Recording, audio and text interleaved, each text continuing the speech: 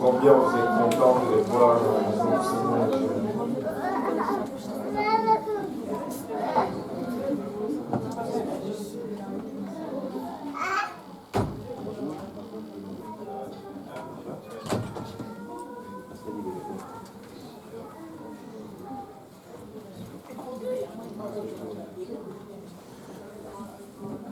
Alléluia. Le Seigneur est bon.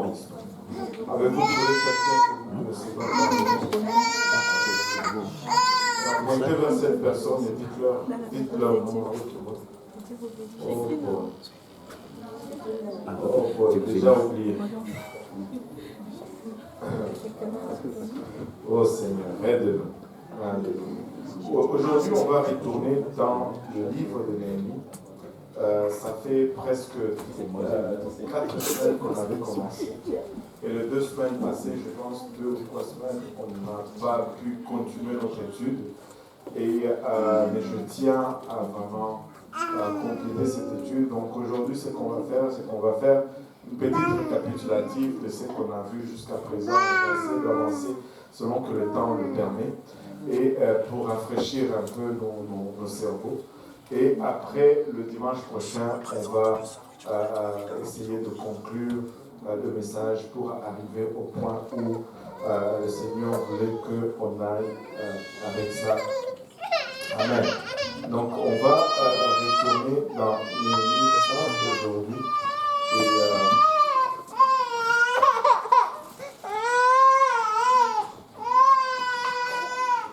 Et on va lire juste un verset. Et Néhémie 1, verset 4.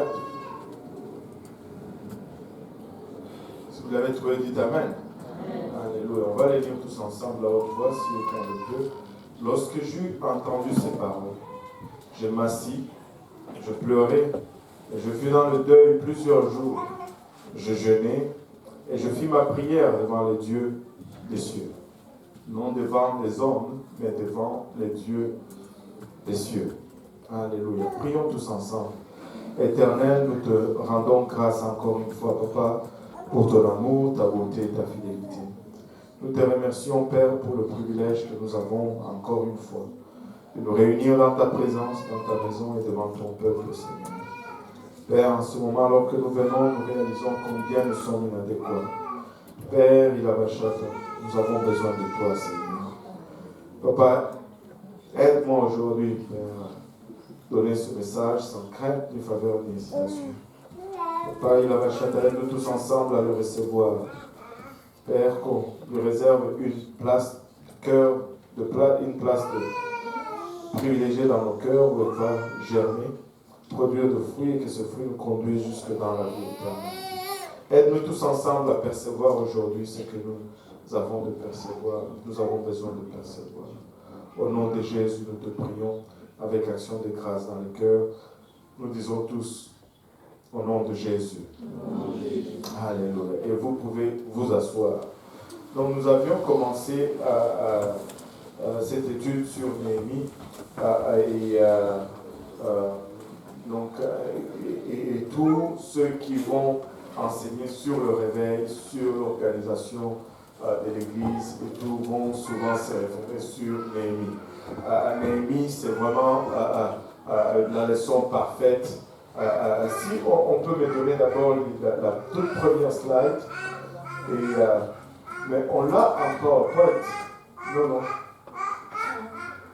La toute première, mais avec le titre. Voilà.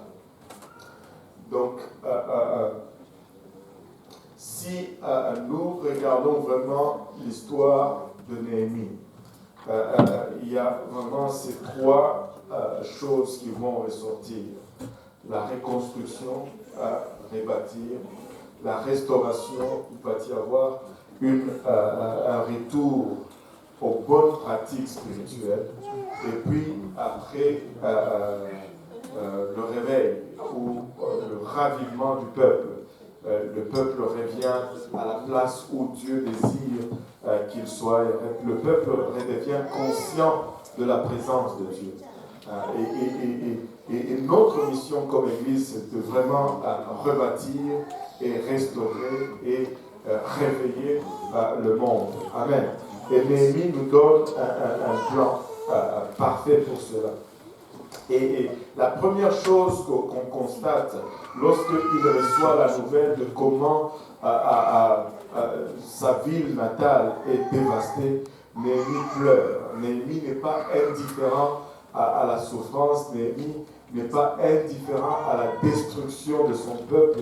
Néhémie n'est pas indifférent à l'état dans lequel se trouve Jérusalem. Écoutez, nous ne pouvons pas être indifférents à la situation du monde aujourd'hui. Nous ne pouvons pas être indifférents à l'état de notre ville. Nous ne pouvons pas être indifférents. Et laissez-moi vous dire, c'est la semaine passée, alors que j'étais en prière, et le Seigneur a impressionné ceci sur mon cœur. Et ça va être la clé, je pense, si nous voulons avoir du succès en 2020. Et c'est que le Seigneur m'a impressionné sur ceci. Si ce n'est vraiment question du salut des âmes, tout le reste ne devient que distraction. Ça ne devient que distraction. Si ça ne concerne pas vraiment gagner une âme, ça devient une distraction. Des fois, nous nous apitoyons beaucoup sur nous-mêmes. Mais essayez juste cela. Essayez de vous soucier des âmes. Vous allez vous rendre compte que votre situation n'est pas si pire que ça. Mais quand vous êtes distrait des âmes, vous allez penser que vous êtes dans la situation la plus grave. Vous êtes les plus maltraités, les plus mécompris, les plus rejetés, les plus mal aimés, et toutes ces choses. Mais lorsque tu commences à te soucier d'une âme, tu te rends compte qu'au fond, tu es bien. Tu es bien. Nous devons être conscients de la seule chose qui compte dans le royaume, c'est l'âme. Amen. Alléluia. Alléluia. Personne n'est d'accord. Amen. Alléluia. On va avoir du travail, pasteur. Eh, Seigneur. Alléluia. La priorité, ce sont les âmes. Il n'y a pas d'autre chose. Même si on va acheter une nouvelle bâtisse, tantôt on était plus enthousiaste pour la bâtisse que pour l'âme. Mais la priorité, ce n'est pas la bâtisse. Amen. On s'en moque complètement de la bâtisse. Mais on veut la bâtisse pour avoir plus d'âmes.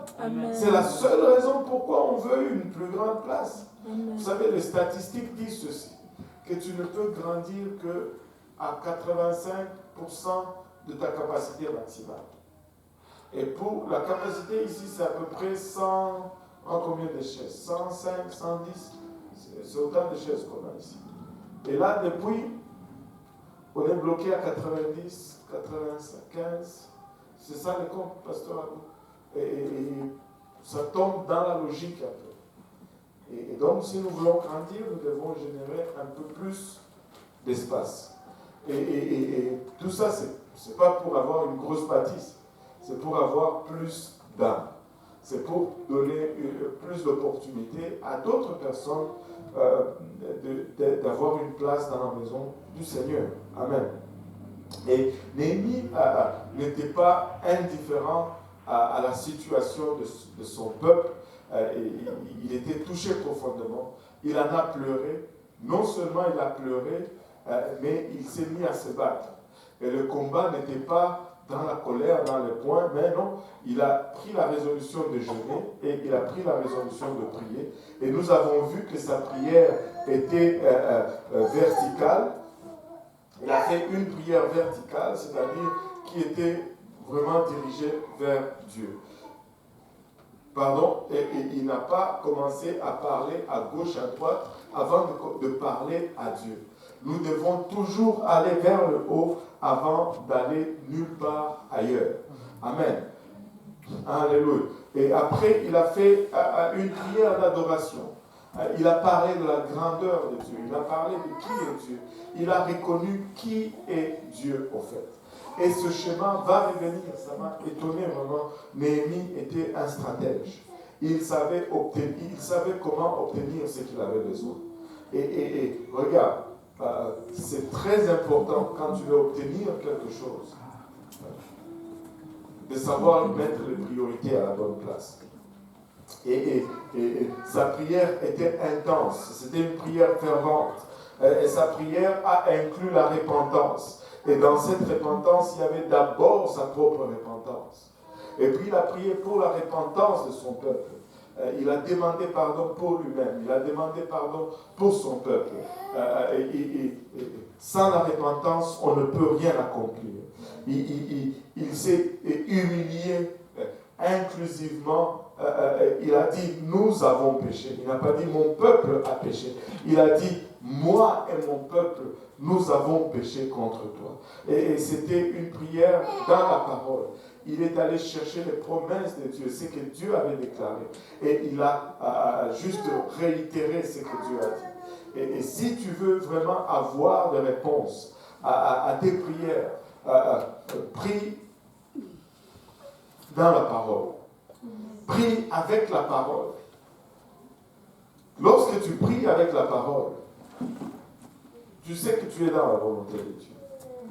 Et Dieu ne peut pas régner sa parole.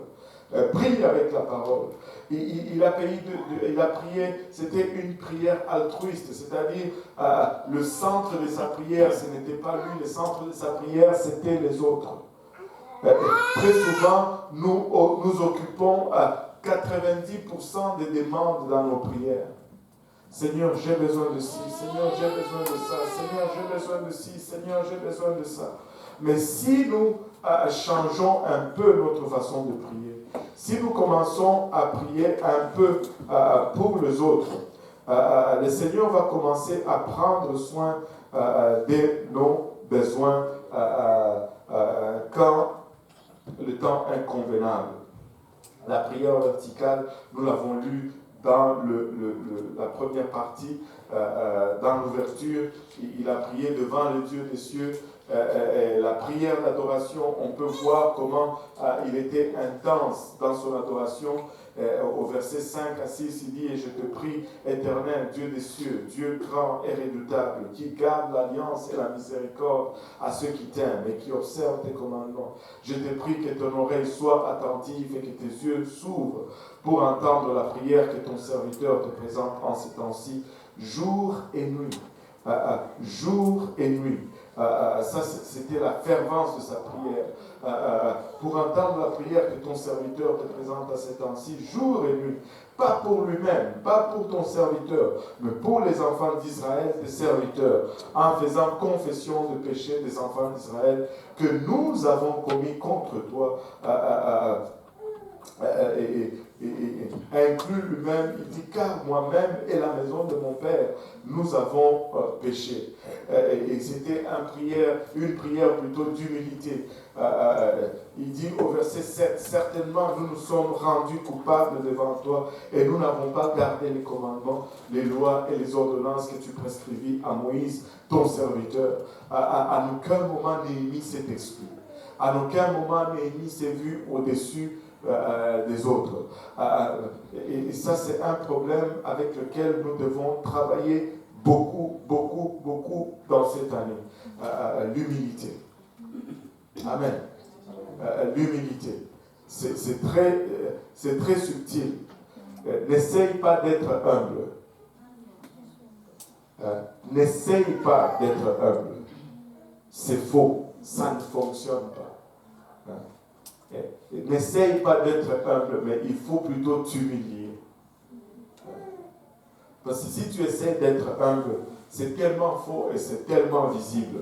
Et Néhémie a prié dans la parole. Souviens-toi, je te prie, de la parole que tu chargeas Moïse, ton serviteur, de dire, vous commettrez des crimes et je vous disperserai parmi le peuple. Puis vous retournerez à moi et vous garderez mes commandements et vous les observerez. Il prie dans la parole. Il prie, Seigneur, tu avais déjà dit ceci. Maintenant, fais-le, pardonne-nous et ramène-nous maintenant chez nous. Alléluia. Et finalement, on a parlé de ce que la prière génère. Vous savez, il y a une puissance dans la prière. On peut encore avancer. Il y a une puissance dans la prière. La prière est puissante. La prière est puissante. Regarde, on va dire, lui, la prière est puissante. Alléluia. La prière nous donne domination. Laissez-moi vous juste ramener ceci à votre conscience. Avez-vous déjà remarqué ceci? Et ça, c'est vraiment un des problèmes que nous rencontrons souvent. Et tu vas avoir des moments où tu vas faire peut-être 2 semaines où tu te lèves le matin, tu fais ta prière, tu lis ta parole et tu fais tes choses. Le soir, tu rentres, tu fais ta prière et tu es bien. Et tu marches même avec assurance.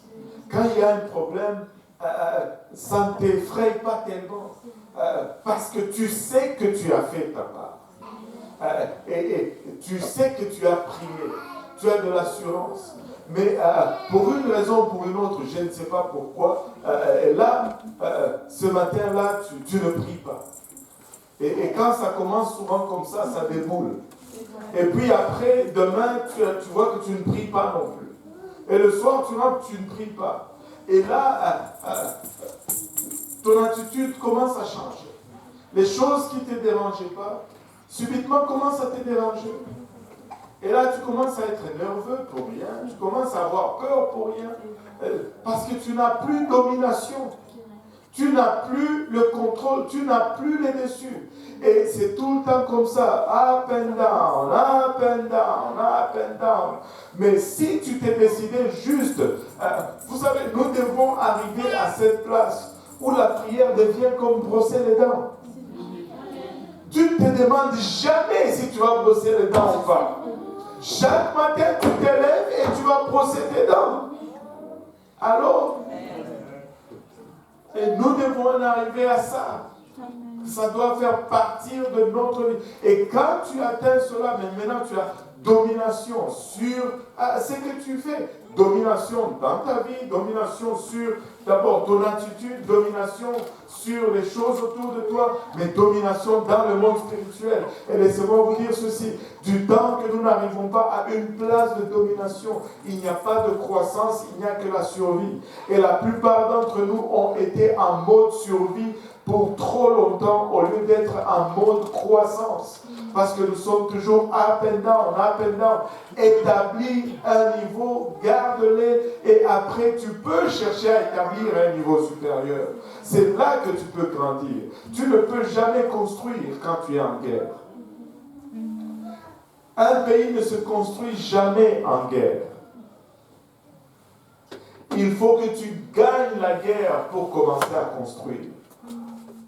Il faut que tu aies la victoire et que tu entres dans cet temps de domination pour commencer à construire, où tu t'établis. Alléluia.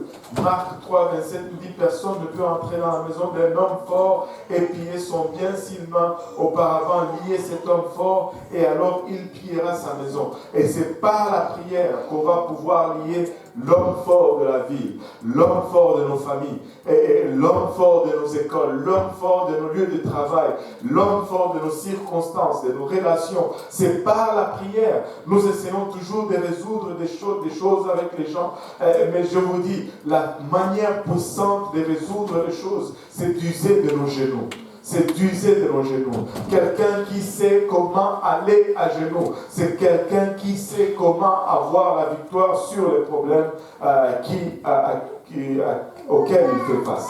Il faut aller sur nos genoux. Alléluia. Il faut que nos genoux aient des écailles. Ça devrait être un prérequis de ministère, pasteur. Le test des genoux. On regarde d'abord les genoux. S'il n'y a pas d'écailles, pas de ministère. Même si on faisait ça, les gens vont aller à la maison, mais toc, pour faire des écailles. Ah, Seigneur, aide-nous. Mais nous devons prier. Amen. Ça, c'est juste une façon de parler. Je sais qu'il y en a qui aiment prier en marchant. Je sais qu'il y en a qui aiment prier à genoux. Mais c'est juste, nous devons prier. Nous devons prier. Et nous devons établir notre domination. Quand tu commences à prier quotidiennement, ça démontre d'abord que tu as une première victoire sur... En fait, c'est l'ennemi le plus fort que tu combats, c'est ta chair. Et c'est là où se trouvent toutes ces choses. Et je vais m'égarer. Et après avoir fait cela, Naomi a commencé à agir. Amen. Il a commencé à agir. Il y a eu des actions qu'il a prises. Il s'est présenté devant le roi. Il a saisi l'opportunité lorsque la porte s'est ouverte. Il a fait des demandes qui étaient précises et détaillées. Ce n'était pas des choses à gauche et à droite. Non. C'était, j'ai besoin de ça. Et après, il est parti en voyage. Il a mis les jambes à sa prière. Il faut prier, mais après, il faut faire. Mais nous voulons faire avant de prier. Il faut prier, mais après, il faut faire. Et j'ai toujours raconté cette histoire, je vais la raconter. Au début, j'aimais beaucoup prier. On priait, enfin, j'aime aussi prier encore, mais là, on priait chaque vendredi avec mon frère et un autre monsieur qui n'est plus à l'église. Et leur femme, sa femme à mon frère, la sœur Anna, était encore en Zambie. Et la femme de l'autre était là-bas. Et bon, c'était peut-être ça leur motivation, je ne sais pas. Mais chaque vendredi soir, on allait à l'église, on était dans la pouponnière. Et on était là à partir de 22h30, 23h, et on n'avait pas d'agenda. On entrait, on priait jusqu'à ce que le Seigneur nous relâche. Des fois, on était là jusqu'à 4h du matin. Des fois, on était là jusqu'à 7h du matin. Des fois, à 1h du matin, on avait fini. Mais c'était vraiment selon ce que Dieu voulait pour le jour. Et on priait. Ce n'était pas que le pasteur nous avait demandé. Ce n'était pas que quelqu'un nous avait demandé. Non, on voulait juste prier. On priait et cela, je pense que Dieu m'a formé un peu spirituellement. C'est là où j'ai eu ma toute première vision, comme les gens disent, Dieu m'a montré quelque chose. C'est dans ces lieux-là que j'ai vu ma belle-sœur en train de venir au Canada. Littéralement, je l'ai vue à l'aéroport en train de venir avec son sac. Je pouvais te dire exactement la vie qu'elle portait. Et Dieu a confirmé, parce que la personne qui est allée la prendre à l'aéroport, comme par hasard, elle a pris une photo et nous a envoyé. Et on a vu que c'était le même vêtement qu'elle portait quand elle est arrivée mais un jour, on sortait de la prière et un frère, un ancien m'a dit, frère, il faut que tu mettes maintenant des jambes à tes prières. Je ne comprenais pas tout à fait. Et je disais, mais attends, lui, c'est parce qu'il ne prie pas beaucoup qu'il me dit ça. Mais non, c'est vrai. Tu pries, mais après, il faut que tu agisses. Il faut que tu agisses. Mais il ne faut pas agir avant de prier. Néhémie est allé devant le roi, il s'est présenté devant le roi. La Bible nous dit, il est arrivé au mois de Nissan, la 20e année, au chapitre 2 du roi Artaxerxès, comme le vin était devant lui, que je pris le vin et le présenta au roi. Or, devant lui, je n'étais jamais triste. Mais le roi me dit, pourquoi as-tu mauvais visage, puisque tu n'es point malade? Cela ne vient que de quelque tristesse de cœur. Alors j'ai craigni fort. Et le roi pensait peut-être que Néhémie était en amour, un problème de cœur, que la femme qu'il aimait, elle ne l'aimait pas, alors il était triste. Non. C'était plutôt un autre souci. Il était en amour, mais de sa ville natale. Il était en amour, mais de son âme. Et laissez-moi vous dire, il s'est mis à la bonne position. Il est allé devant le roi. Et ta position va générer des opportunités. Comment tu te places, comment tu te positionnes, va générer des opportunités. Nous avons parlé de Jésus-Christ qui est passé expressément par Samarie pour générer cette opportunité avec la femme samaritaine. Et Zachée est monté dans un arbre et ça a généré une opportunité pour que le Seigneur vienne sur lui. Il faut que tu agisses, il faut que tu te positionnes, il faut que tu agisses. Et là, Néhémie est allé, au fait, devant le roi. Regardez ceci. Il répond au roi que le roi vive à jamais. Comment n'aurais-je pas mauvais visage quand la ville, lieu de tombeau de mes pères, demeure désolée et que ses portes ont été consumées par le feu? Et le roi me dit, que me demandes-tu? Alors je priai le Dieu des cieux. Quand le roi lui demande, il ne répond pas tout de suite. Il dit, Seigneur, aide-moi à répondre de la bonne façon. Mets la sagesse en moi pour que je puisse adresser ceci de la bonne façon. L'opportunité se saisit, il a fait sa demande.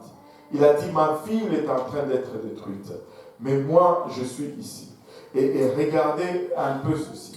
Et ça m'a frappé ce matin quand j'étais en train de réviser tout ceci. C'est la chose qui m'a frappé le plus. Néhémie savait comment obtenir réponse à ses requêtes. Parce qu'il ne sortait jamais de la volonté de celui qui garantissait ses requêtes ou qui répondait à ses requêtes.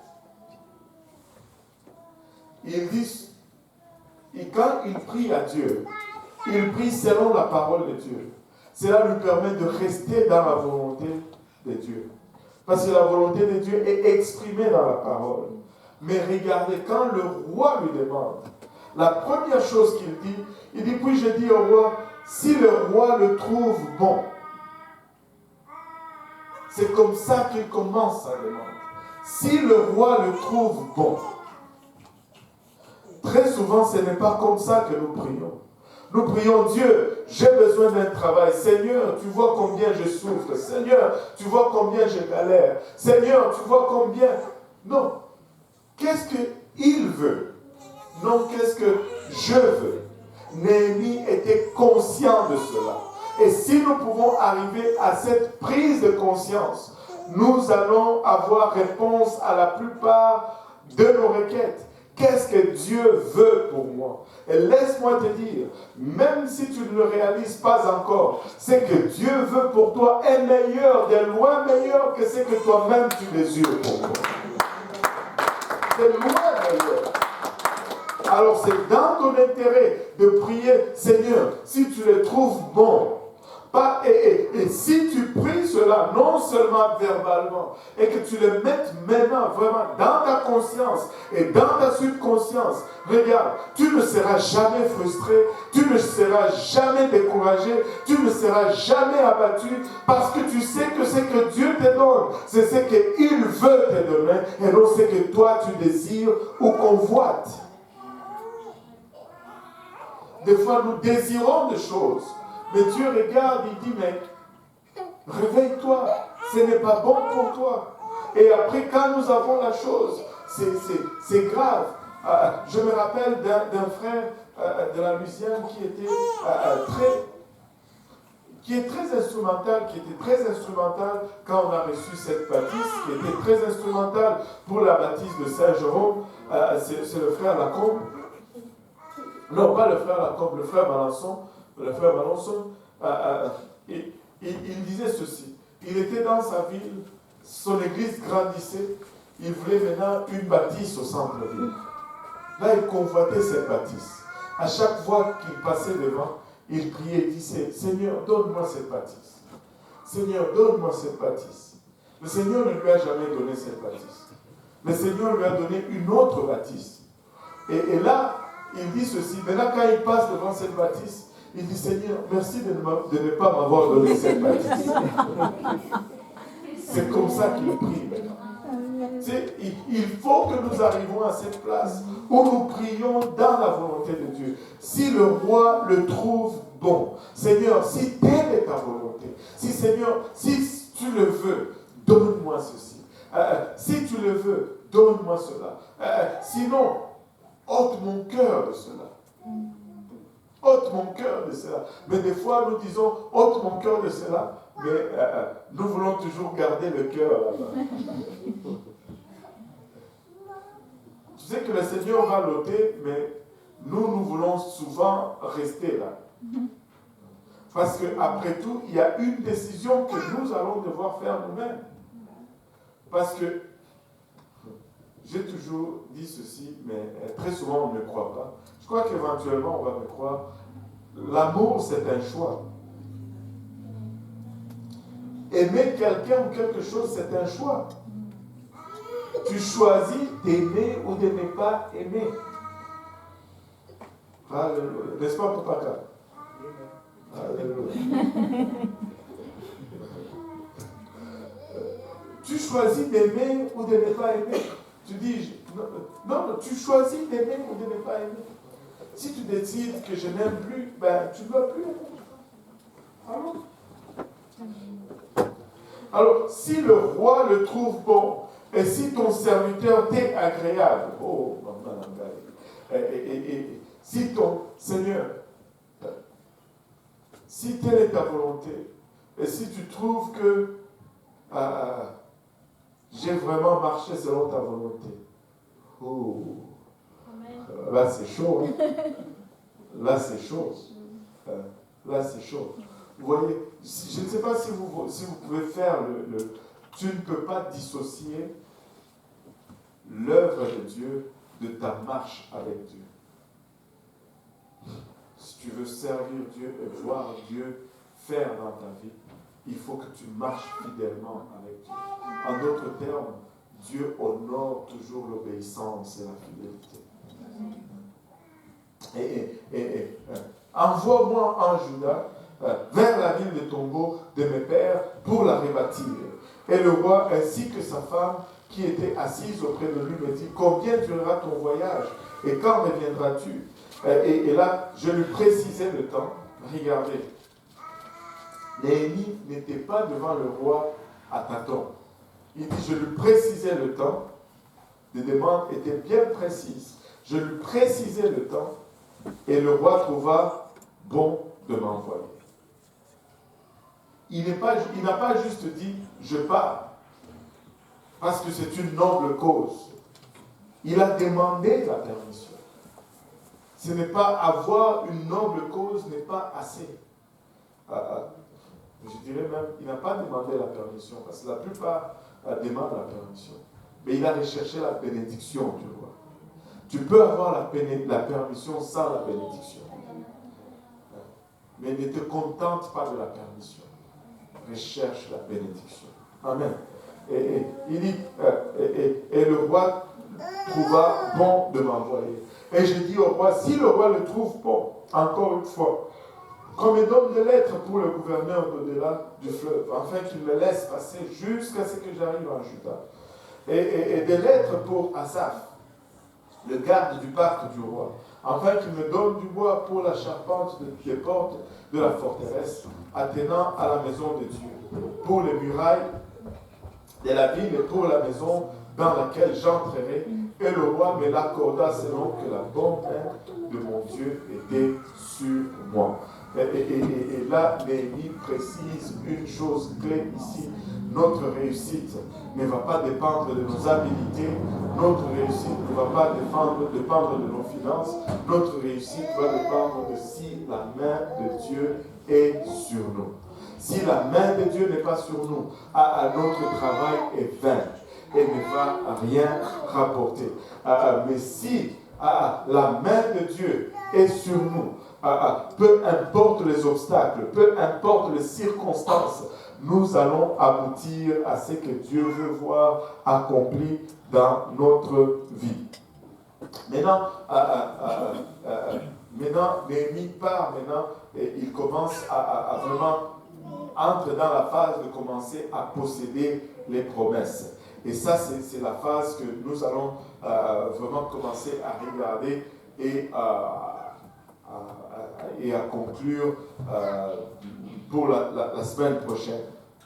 À partir du verset 2, la Bible, plutôt à partir du verset 11 du deuxième chapitre, la Bible nous montre Néhémie qui est en train maintenant d'arriver à Jérusalem. Là, il est sur le terrain, l'action commence, les vraies choses commencent. Et la toute première chose qu'il va faire, c'est qu'il va faire une évaluation. Il va évaluer la grandeur ou l'ampleur du travail.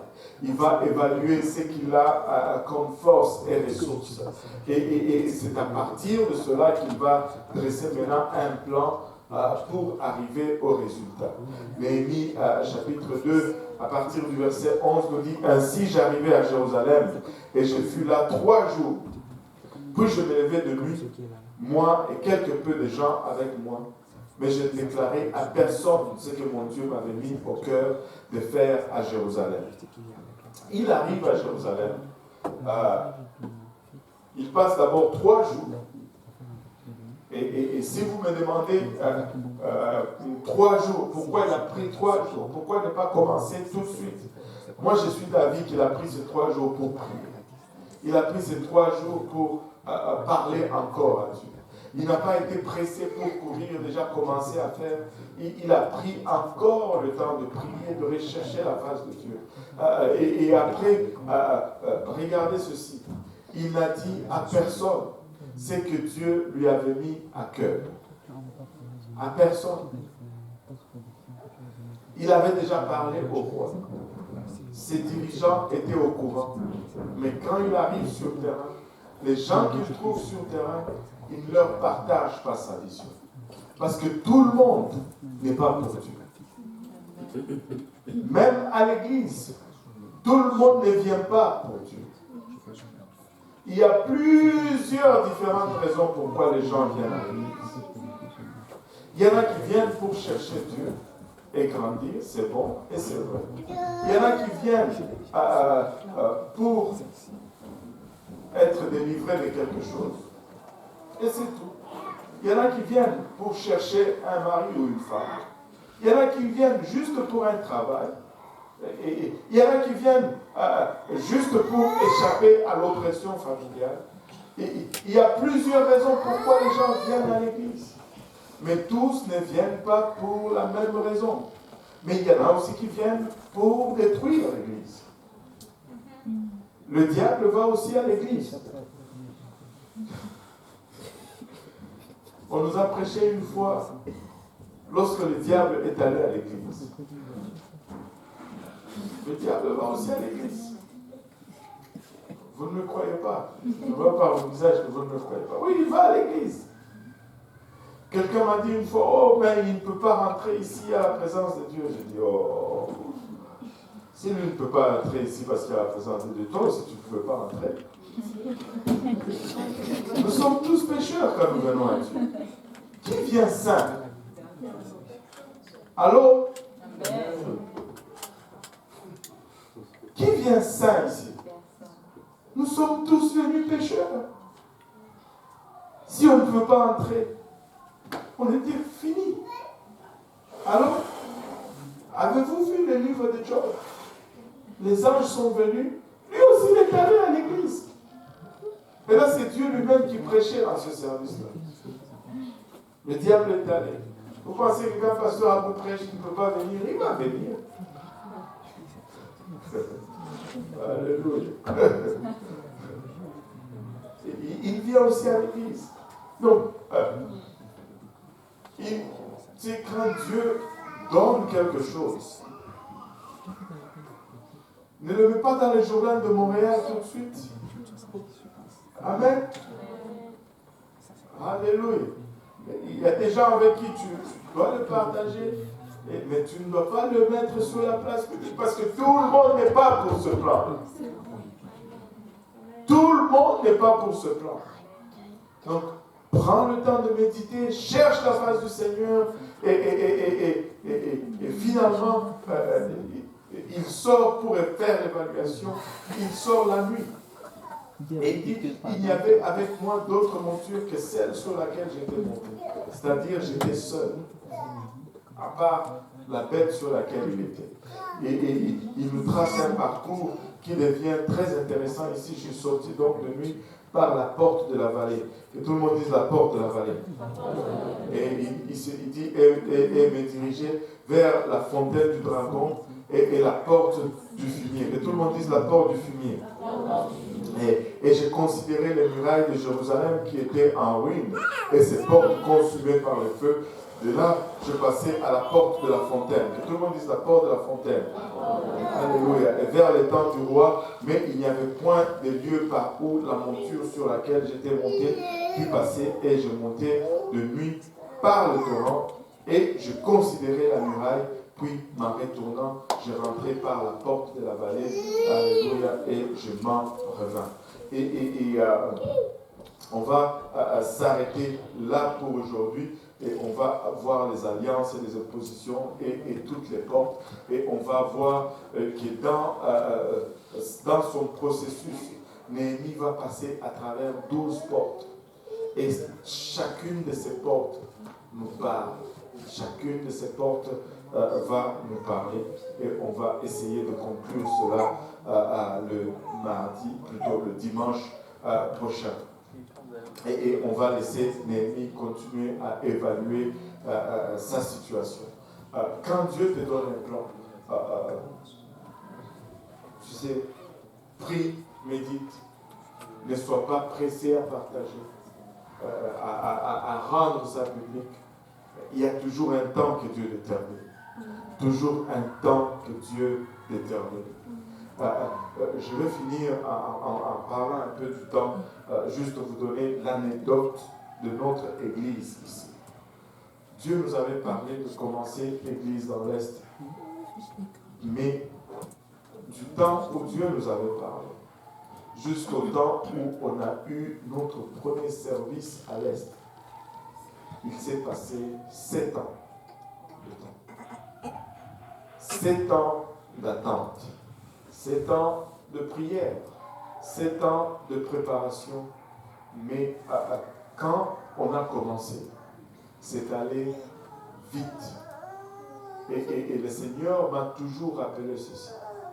Si tu avais commencé 5 ans plus tôt, disons que le Seigneur me parle aujourd'hui, et 2 ans après qu'on aurait commencé, on allait avoir 5 ans de plus de galère avant que ça commence à produire ce que ça avait commencé à produire. Et là, tu risques de t'épuiser et d'abandonner. Et quelqu'un d'autre peut venir juste après toi. Et là, tu es comme, mais Seigneur, moi j'étais là, tu ne faisais pas. Non. Il faut être sensible aussi au temps du Seigneur. Nous avons notre temps, mais le Seigneur a aussi son temps. Et des fois, nous voulons juste commencer à courir tout de suite. Nous voulons tout avoir tout de suite. Surtout cette génération d'aujourd'hui. Ils veulent devenir millionnaires à 30 ans, 40 ans. Ils veulent devenir CEO à 30 ans. Si Dieu le dit, si Dieu le permet, c'est pas mauvais. Alléluia, qu'il le fasse. Mais ne te brûle pas inutilement dans le processus. Alors que Dieu a un temps pour toutes choses. A un temps pour toutes choses. Je dois maturer, je dois grandir dans le processus de Dieu. Je dois arriver à une place où ce que Dieu va me donner ne va pas me brûler. Si Dieu me le donne trop tôt, je vais brûler. Je vais être détruit. C'est ça. S'il me le donne trop tard aussi, ben, je ne peux pas être capable de suivre les rythmes. Et ça va passer à côté. Il y a un temps pour le Seigneur. On ne prône pas l'inactivité, mais on prône la consultation du Seigneur et la sensibilité au temps et l'honnêteté dans l'évaluation des choses. Amen. Et tout ceci, ça doit être encore une fois pour les âmes. Car la seule raison pourquoi nous sommes là, ce sont les âmes. Ce sont les âmes. nous allons rebâtir, nous allons, alléluia, restaurer et nous allons amener le réveil dans le nom de Jésus. Si nous pouvons nous lever tous ensemble, on va s'arrêter là pour aujourd'hui et on va conclure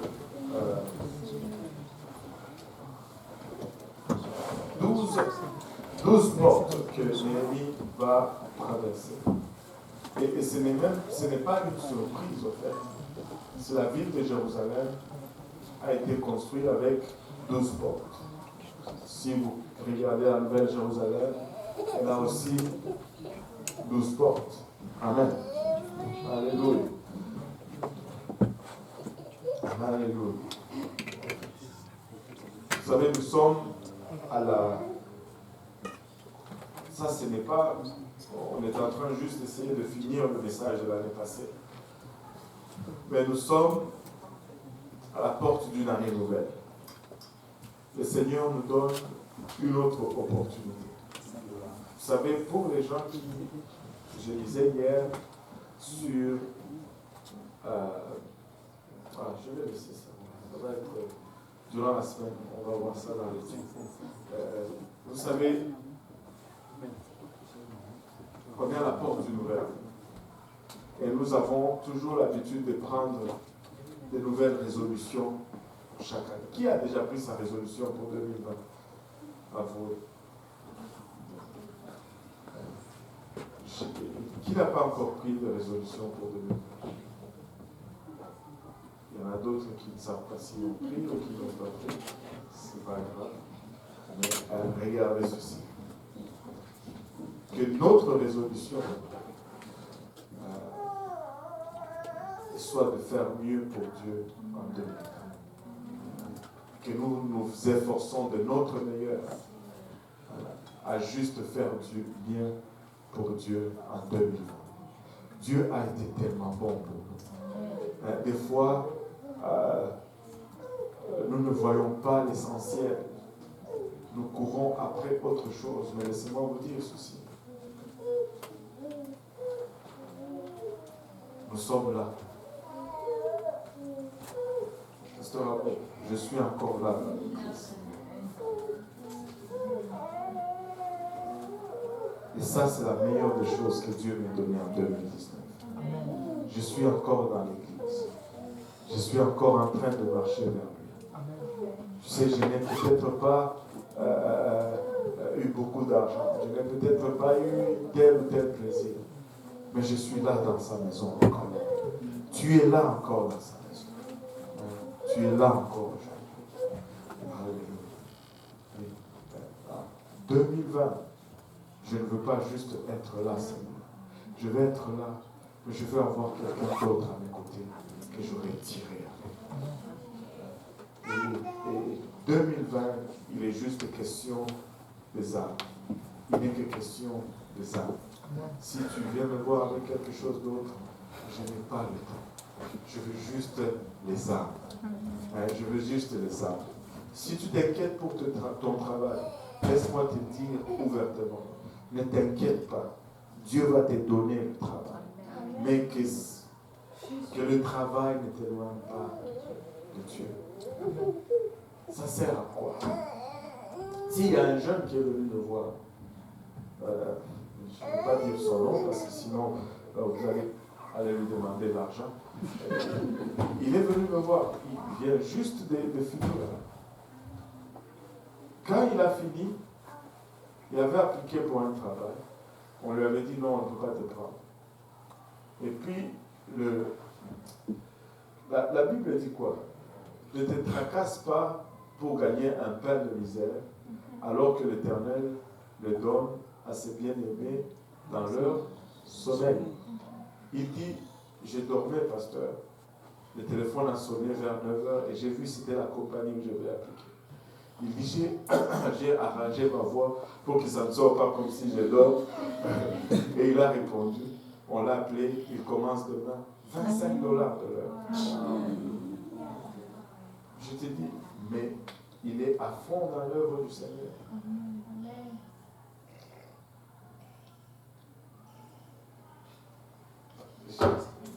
Je ne sais même, des fois je ne sais plus comment le dire.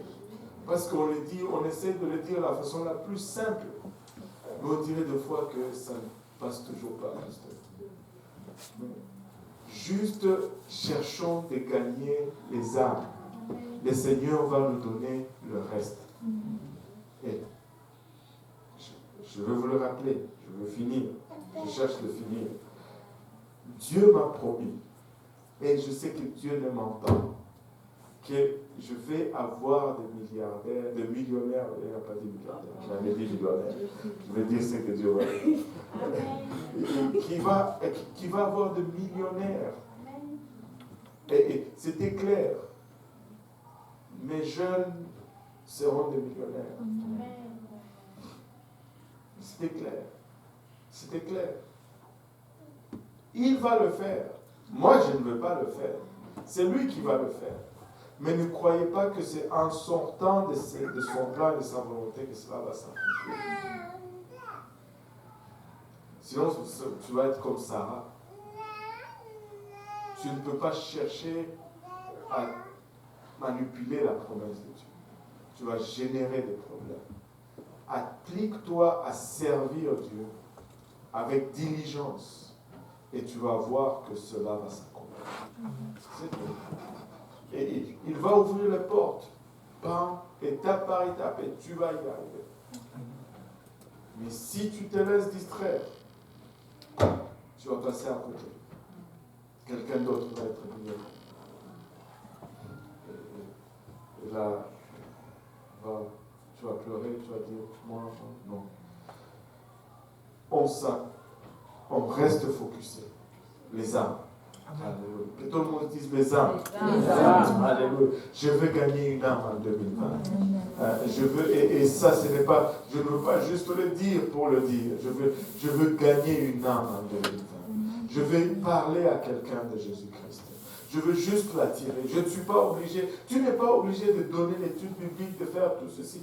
Non, juste attire quelqu'un à la maison de Dieu, Seigneur. Et Dieu va faire le reste. Dieu va faire le reste. N'essaye pas de donner un enseignement au centre d'achat. Non, amène-le à l'église. Et Dieu va faire. Il va faire comme il a fait pour toi. Amen. Comme il a fait pour toi, ça ne va pas changer. Il va le faire aussi pour l'autre personne que tu veux gagner au Seigneur. C'est simple. C'est très simple. Ne nous éloignons pas de la simplicité de la parole de Dieu. Alléluia. Alléluia. On va prendre le temps de venir en avant et on va parler au Seigneur. On n'a pas besoin de musique, on n'a pas besoin de rien, mais prenons le temps vraiment de parler au Seigneur. Et lorsque tu auras senti vraiment que tu as parlé au Seigneur et que le Seigneur t'a parlé, tu peux te lever et partir, c'est correct. Mais on veut juste parler au Seigneur pour un moment. Je sais que c'est un mélange un peu de la leçon et de la nouvelle année, mais je ne pouvais pas m'empêcher de faire cela parce que je sens que je suis juste en train de parler à l'Église aujourd'hui. Amen.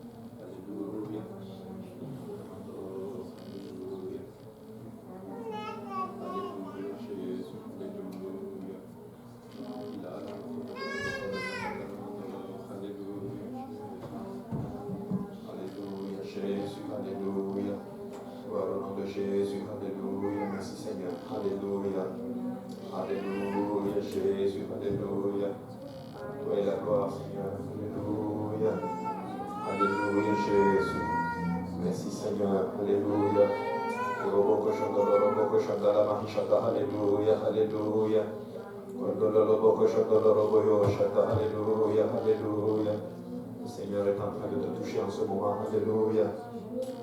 Merci Seigneur. Alléluia. Alléluia Jésus. Alléluia. Alléluia Jésus. Alléluia.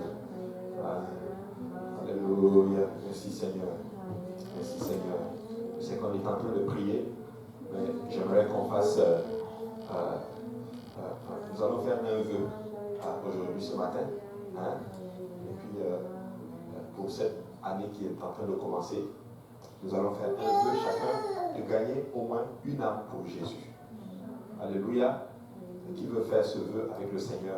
Il dit, cette année, je veux gagner une âme pour Jésus. Alléluia. Il y a au moins une. Et gagner une âme, vous savez, c'est beaucoup de processus. Amen. Ça passe par l'évangélisation, ça passe par influencer la personne, ça passe par inviter la personne, ça passe par enseigner la personne. Mais tout ça, c'est une équipe. Amen. C'est une équipe. Donc, ensemble, nous gagnons l'âme. Tu sais, comme le pasteur l'a dit, il y en a comme qui ne peuvent pas enseigner. Par exemple, une étude biblique, invite-la, amène la personne. Alléluia. Quelqu'un va enseigner la personne. Alléluia. Et si tu peux enseigner, trouve quelqu'un et enseigne la personne. Alléluia. Ou bien tu dis, moi je connais quelqu'un qui enseigne. Tu suis quelqu'un, tu vas enseigner avec la personne. Et en travaillant comme ceci, je peux vous garantir que nous allons gagner une âme. Au moins une pour le Seigneur Jésus. Alléluia. Gloire à Dieu. Et juste une petite technique aussi de suivi des âmes. Par exemple, vous avez vu, certains n'étaient pas là aujourd'hui, ce matin, dû aux conditions climatiques. Donc ça se comprend. D'autres viennent de loin. Mais par exemple, s'il y a certaines personnes que vous connaissez qui ne sont pas là, juste leur donner un coup de fil. On voulait juste voir si vous allez bien. Vous allez voir, ça garde les gens. Amen. Gloire à Dieu. Et ainsi de suite. Quand on fait ça, vous allez voir, Dieu va faire de grandes choses. Alléluia. Amen. Alors ce matin, nous allons prier que le Seigneur nous donne l'esprit, on m'a dit, comme Paul dit, faire l'œuvre d'un évangéliste, qui nous donne la force de faire l'œuvre d'un évangéliste. Amen. Au nom de Jésus, prions ensemble. Seigneur Jésus, nous te bénissons encore. Alléluia. Nous voulons gagner une âme pour toi, Seigneur Jésus. Alléluia. Chacun de nous voulons prendre part à l'œuvre, alléluia, de gagner une âme parvienne à l'obéissance de ta parole, à l'obéissance de l'évangile, Seigneur. Alléluia. Je prie que tu répands maintenant ton amour sur nous, Seigneur. Aide-nous à avoir l'amour pour les âmes, Seigneur Jésus. Car ta parole déclare qu'il est question des âmes, Seigneur Jésus. Aide-nous à avoir les yeux sur toi et aussi sur les âmes, Seigneur. Nos frères et sœurs qui n'ont pas pu être là, nous te prions de les garder, de les préserver, de les protéger, Seigneur. Alléluia. La famille à Grandville, la famille Auger, alléluia. La famille Mapuisa, Seigneur Jésus. Tous nos frères et sœurs, alléluia. Même ceux que je n'ai pas mentionnés, qui n'ont pas pu être là à cause du temps. Je te prie de les garder, de les préserver, Seigneur Jésus. Et qu'ensemble, nous puissions avancer pour la gloire de ton nom, Seigneur. Dans le nom de Jésus-Christ, nous prions. Alléluia. Acclamons le Seigneur aujourd'hui. Alléluia.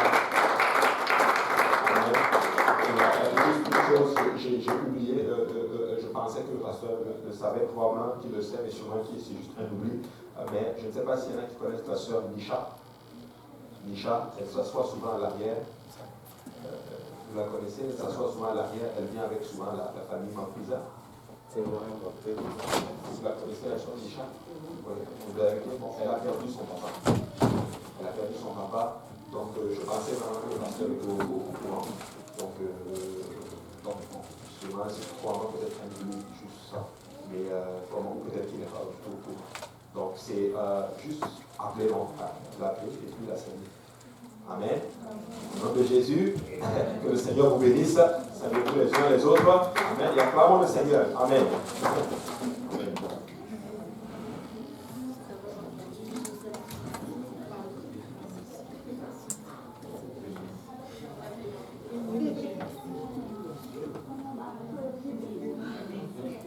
Et n'oubliez pas, ce soir, il y a aussi service. À partir de 17h30.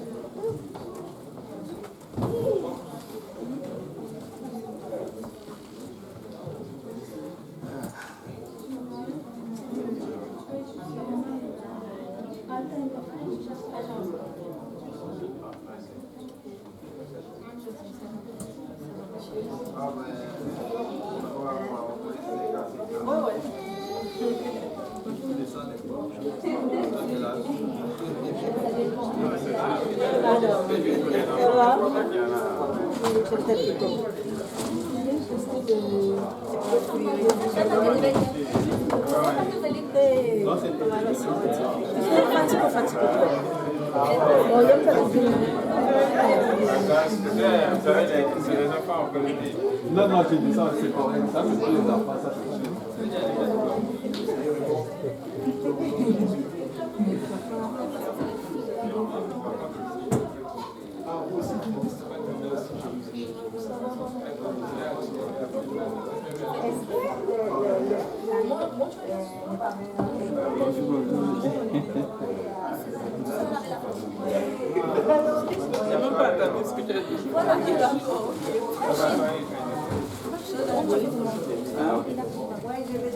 N'a pas entendu.